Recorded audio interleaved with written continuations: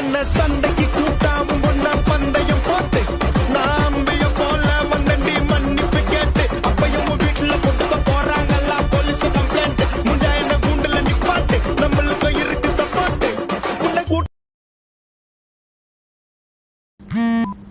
பெருசு ஒரு பேர் அனுப்பிச்சிருங்க, அவன் யார் என்னன்னு விசாரிச்சு சொல்ல. பண்றவனை கேள்விப்பட்டிருப்ப,